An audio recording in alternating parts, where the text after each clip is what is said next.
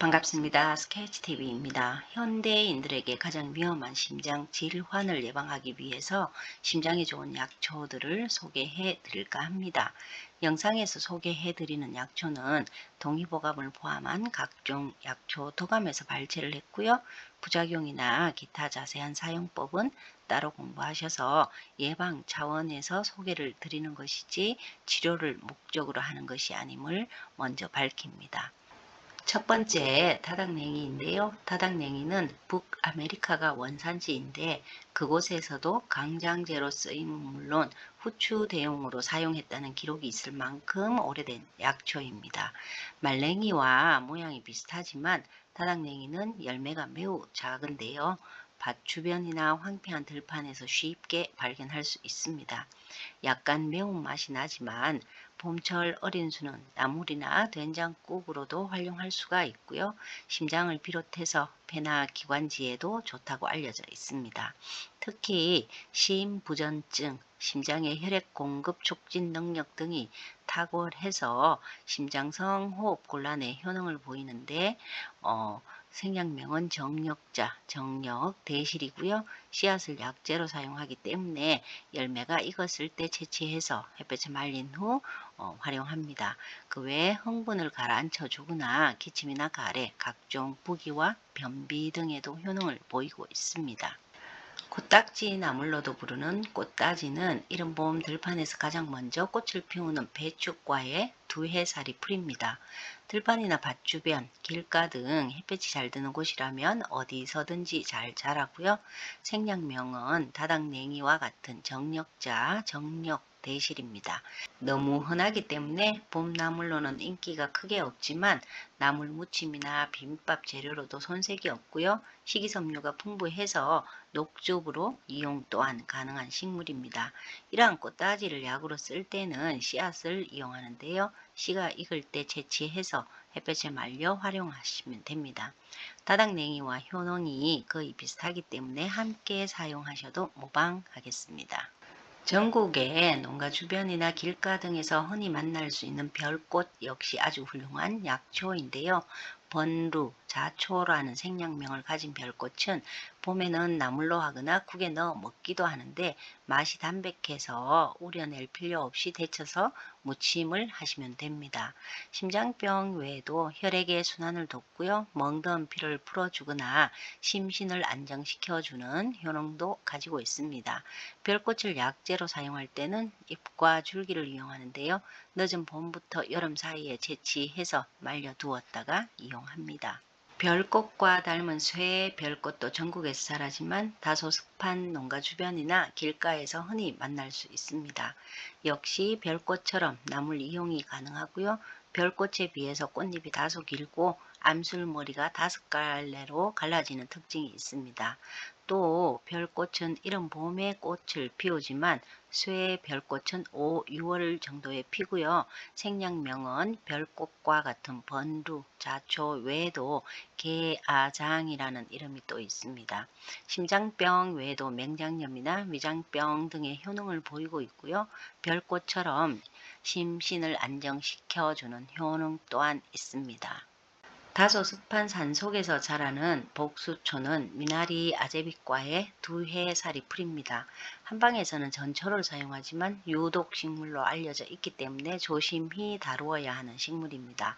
복수초, 장춘화라는 생략명을 가지고 있는 복수초는 뿌리를 포함한 모든 부분을 약재로 사용하는데요. 봄이 되어 꽃이 필 때 채취해서 그늘에서 잘 말린 뒤 이용합니다. 한약재의 명은 황정, 생략명은 옥죽 또는 위유인이라는 둥글레는 우리나라 전역에서 자라는 백합과의 여러 해살이 풀입니다. 둥글레를 약재로 이용할 때는 뿌리줄기를 쓰는데요. 가을이나 이른 봄에 굴치하여 그늘에서 말리거나 쪄서 햇볕에 말려 활용합니다. 심장허약, 협심증과 같은 심장 관련 질환의 효능을 보이고 있고요. 그 외에 폐, 결핵이나 마른 기침에도 좋습니다. 우리나라에서 자생하는 둥글레 종류는 16종이나 된다고 하는데요. 용둥글레 역시 전국의 산지에서 자라는 백합과의 식물로 꽃이 2개씩 달리는 것이 가장 큰 특징입니다. 위유, 여위, 지절, 옥죽, 옥출이라는 생략명을 가지고 있고요. 둥글레처럼 뿌리 줄기를 약재로 사용합니다. 가을이나 봄에 캐어서 그늘에서 말리거나 수증기로 찐 뒤에 햇볕에 말려 두었다가 필요할 때 사용을 하는데요. 심장쇠약을 포함하여 당뇨나 폐, 결핵에도 효능을 보인다고 합니다. 소나무가 많은 산속에서 잘 자라는 은방울꽃은 가끔 산마늘과 혼동을 하는 분들이 계시는데요. 물이 지어 자라는 은방울꽃은 백합과의 여러 해살이 풀입니다. 영란, 초옥란, 초옥령이라는 생략명을 가지고 있고요. 뿌리를 포함한 모든 부분을 약재로 사용합니다. 하지만 독성식물로 분류되어 있기 때문에 조심히 다루어야 하고요. 꽃이 피었을 때 채취하여 햇볕이 말린 뒤 사용을 하는데 심장쇠약을 포함해서 부종이나 발을 삐었을 때도 효능을 보인다고 합니다. 독특한 냄새가 나는 쥐오줌풀은 산속 다소 습한 곳에서 잘 자라는 마타리과의 여러 해살이 풀입니다. 힐촉은 길초, 향초, 녹자초란 생략명으로 뿌리를 약재로 쓰는데요. 가을에 캐어두었다가 햇볕에 말려 사용합니다.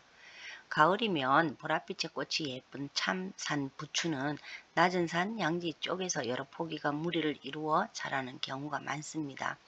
부추와 같은 잎을 가진 산부추는 산구라는 생략명을 가지고 있는데 숲속의 비아그라라고 할 만큼 남성들의 정력에도 좋다고 알려져 있습니다. 알뿌리를 약재로 사용하고요. 봄이나 가을에 캐어서 잎과 뿌리를 제거하고 알뿌리만 햇볕에 말려 두었다가 활용합니다. 말리지 않은 알뿌리로 장아찌나 조절임을 해도 좋더라고요. 야산과 들판에서 흔히 만날 수 있는 산달래는 해백, 야산, 소산이라는 생략명으로 불리고 있습니다. 백합과의 알뿌리 식물로 이 알뿌리가 약재인데요. 봄이나 가을에 캐어 잎과 뿌리를 제거한 뒤에 햇볕에 말려 두었다가 활용합니다. 협심증에 효능을 보이고 있고요. 소화불량이나 진통에도 좋다고 합니다. 다음은 여러 번 소개시켜 드렸던 노랑 하늘 타리입니다. 뿌리의 생략명은 천화분 그리고 씨앗은 괄누인이라고 하여 다르게 효능을 보이는데 뿌리는 열로 인한 갈증이나 각혈, 기침, 당뇨병, 인후염에 좋고요. 씨는 협심증, 전식, 기침 등의 효능을 보입니다. 뿌리와 씨앗을 모두 가을에 채취하여 햇볕에 말린 뒤 사용하시면 됩니다. 눈에 좋다고 잘 알려진 결명자는 생략명 또한 결명자입니다. 씨앗을 약재로 쓰고요. 씨가 익으면 채취해 두었다가 말린 뒤에 약재로 활용을 하는데요. 심장병 외에도 당뇨나 맹장염, 고혈압, 특히 간염에도 효능을 보이고 있어서 수시로 차로 마시면 좋습니다. 꽃의 빛깔이 처음엔 연한 보라색이었다가 남빛, 그리고 마지막으로 분홍빛으로 변하는 수국은 습기를 좋아합니다. 그래서 계곡 주변에서 흔히 발견이 되는데 생략명은 용구화, 수구, 팔선화로 불립니다. 뿌리와 잎, 꽃 모두 약재로 사용을 하는데요. 봄부터 가을 사이에 채취해서 햇볕이 말린 뒤 활용하시면 됩니다. 가슴이 두근거리거나 울렁거리는 정세에 효능을 보입니다. 행자목이라고도 부르는 은행나무는 은행엽, 백과 엽과 같은 생략명이 있는데요. 잎을 약재로 사용합니다. 누렇게 물들기 시작할 무렵에 채취해서 햇볕이 말린 뒤 활용을 하는데요. 가슴이 울렁거리거나 협심증 외에도 동맥경화와 고혈압에 탁월한 효능을 보이고 있다고 합니다. 우리가 알고 있는 진코민의 주 원료로 진코민은 은행의 일본식 발음이라고 하네요. 심장에 좋은 마지막 식물은 녹나무입니다. 우리나라에서 녹나무는 제주도와 남부 해안의 일부 지방에서 자라는데요. 생략명은 장목, 향장목으로 가지나 나무 줄기를 약재로 사용합니다. 겨울에 채취해서 햇볕이 말린 뒤에 활용을 하는데요. 심장을 강하게 해주고 신경통이나 동풍 등 통증 등에도 효능을 보인다고 합니다. 이상 심장과 관련한 약초들을 소개해 드렸습니다. 감사합니다. 스케치TV였습니다.